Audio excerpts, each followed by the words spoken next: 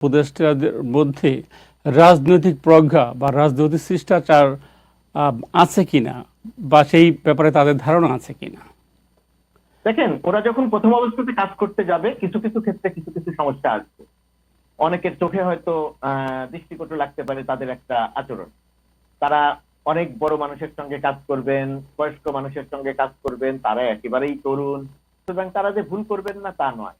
আমার মনে হয় যে তারা যে ত্যাগ স্বীকার করে আন্দোলন করেছেন, সেই ত্যাগ স্বীকারের জায়গাটা দেখে তাদের এই সমস্ত ছোটখাটো যদি কোনো ভুল ত্রুটি কারো চোখে পড়ে, টেলিভিশনে যদি দেখেন, তাহলে সেটাকে একটু ক্ষমাসুন্দর দৃষ্টিতে দেখতে হবে। আর এখানে গণমাধ্যমের একটা দায়িত্ব আছে, যে গণমাধ্যমের দায়িত্ব কোনোভাবেই তোষামোদী হওয়া উচিত, গণমাধ্যমের দায়িত্ব কোনোভাবেই চাটুকারিতা হওয়া উচিত নয়। গণমাধ্যমের দায়িত্ব নির্মোহভাবে সঠিক সমালোচনা সত্যটা করা। তুলে ধরা, সত্যটা তুলে ধরা। যে এমনকি ডক্টর ইউনূসেরও কোনো কাজ বা কোনো কথা যদি মনে হয় যে এটা সাধারণ মানুষের মধ্যে একটা বিরূপ প্রতিক্রিয়া তৈরি করছে, তাহলে গণমাধ্যমের দায়িত্ব হচ্ছে সেই সংবাদটি, সেই ঘটনাটি আহ মানে নির্মোহভাবে প্রকাশ করা। তাহলে ডক্টর ইউনূস নিজেকে সংশোধন করে নেবেন, উপদেষ্টারা নিজেকে সংশোধন করে নেবেন, তরুণ যে দুই উপদেষ্টার কথা আপনি বলছেন তারা নিজেদেরকে সংশোধন করে নেবেন।